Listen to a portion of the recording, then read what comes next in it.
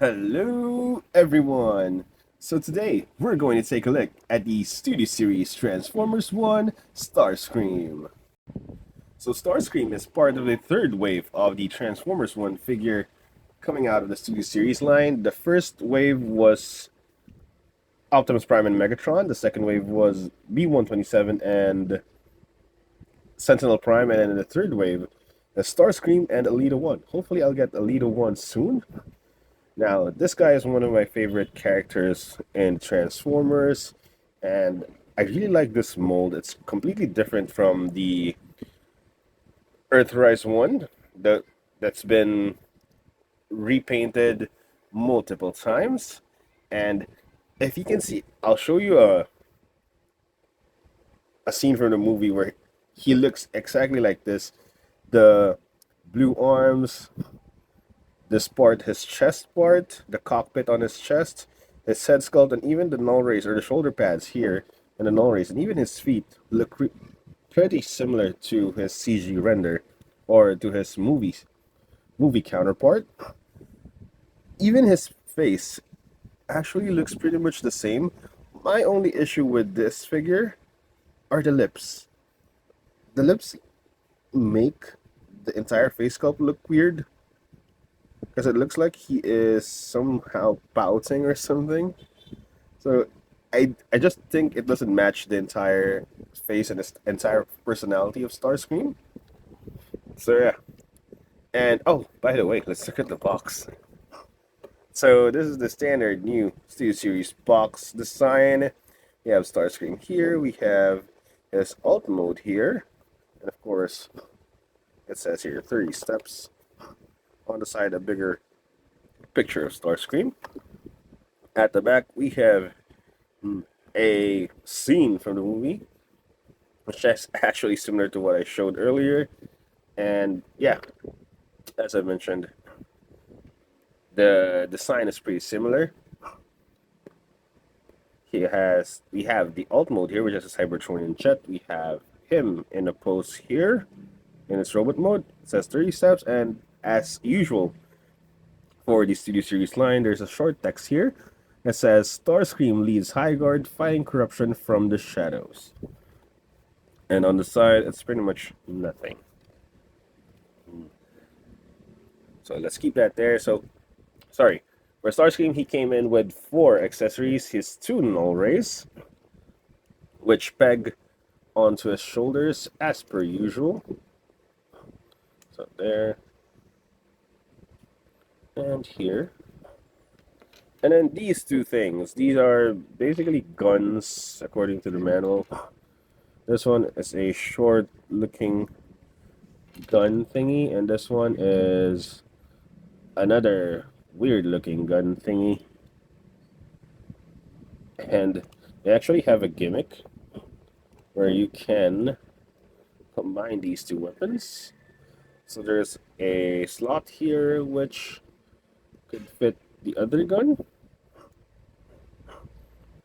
and he can use this to be a bigger weird gun. But the main purpose of this other one, this one, is to be the alt modes, like roof or top of the alt mode. You can see, sorry, I was pointing at it, but I wasn't telling you what it is. That's basically it. And if you find this guy weird or this thing weird, you can basically just peg it here. This is where it'll go eventually in alt mode, and you can just peg it like that. It's a weapon storage, and you won't have to do anything when you transform him if you keep him this way, or keep it this way. Sorry. So yeah, in my opinion, the design for the figure is pretty accurate to the movie. My main issues on this guy is articulation, which I'll show you right now. So the head is on a ball joint. It can look up slightly, look down, and if you mistransform, you can even look further down, sideways. The arms can move to the side. They can move the full 360. The wings at the back are fully articulated on a ball joint and on a hinge. So you can move that out of the way so that the arms can do a full 360. if you want. And also, because of the articulation on the wings, you can completely alter the design of his wings at the back. So you can do it any way you want. I just prefer them the original way with the panel lines showing here. Well, speaking of the panel lines here, I really wish they could have continued the paint down here because there's obviously a marking there where they could have continued the paint so that it will be more screen accurate. But we do what we have. We get what we have. Anyway, there is a bicep swivel or elbow swivel.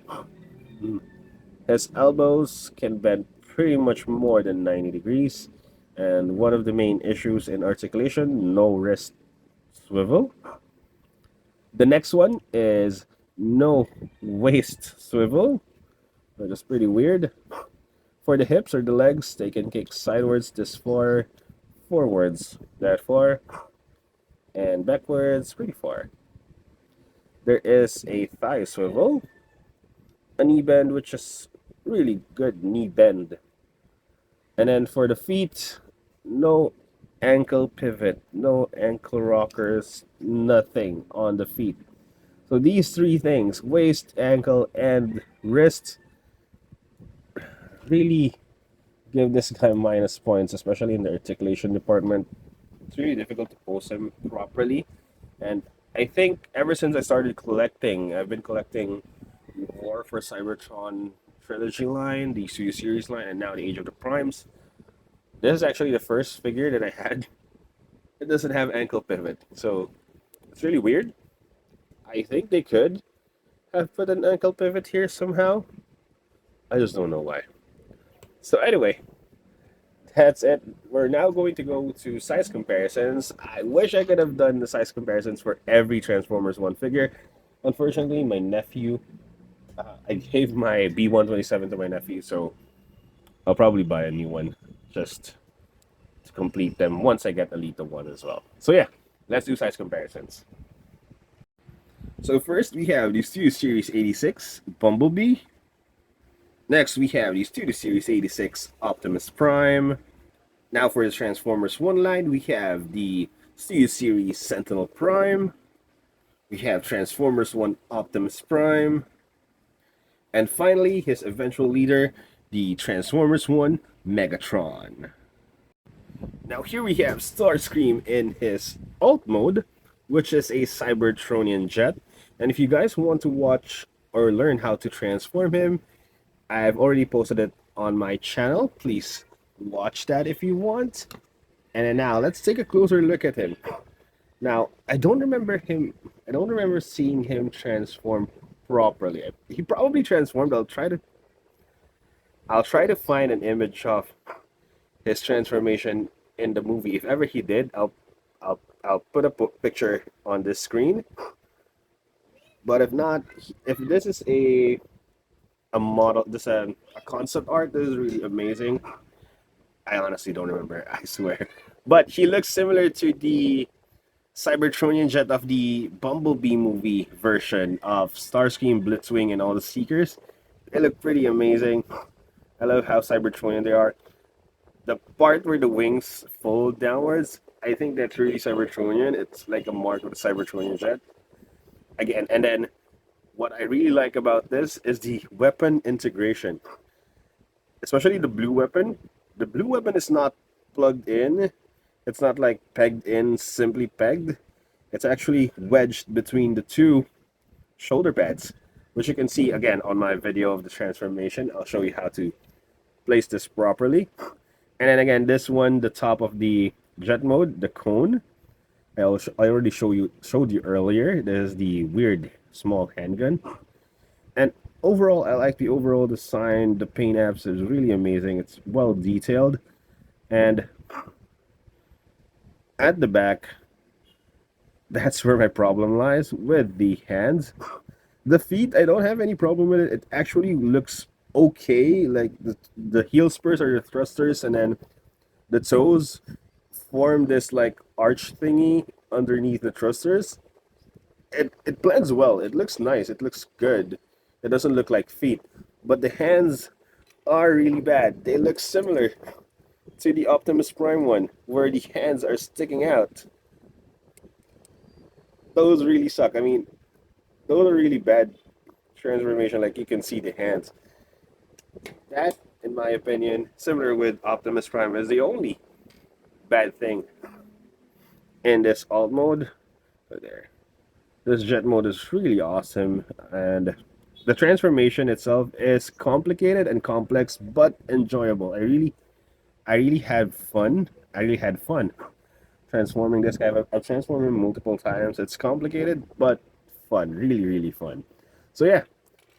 Now, oh no, not me, but the other Transformers One figures here before I do size comparisons. So they all look awesome. They all let me fix there. So they all look good together. I mean, you won't mistake them for not being from the same universe or like same timeline. They all look Cybertronian, even the tank and the truck mode of Optimus and Megatron. They look good together. I just wish I had B127 here. I swear, when I do the Elite One video, I will have a new B127 to put them all together like this. So yeah, let's take a look at the size comparison.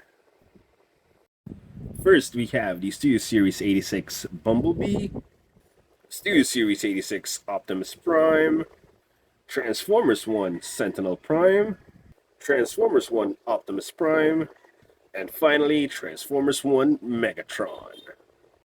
So final thoughts on the Studio Series Transformers 1 Starscream.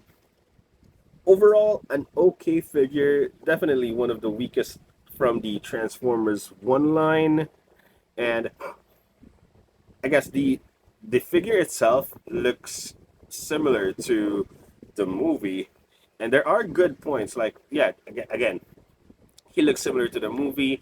The transformation for me is complex but enjoyable. I love the weapon integration in the alt mode. It's not just a simple plug in there and hide it. And those are the good things. The bad things actually kind of outweigh the good things, which are, of course, the wrist articulation, waist swivel, and the ankle pivot. The lack of those three things, which are pretty standard in today's figures, so that really knocks this guy down the peg.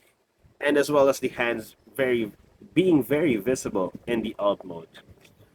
So yeah, definitely one of the weak links, but if you guys are trying to complete the Transformers One line, definitely a must-have. They look, they all look good together. So yeah, hope you guys enjoyed my video. Thank you for watching, and see you guys next time. Bye bye.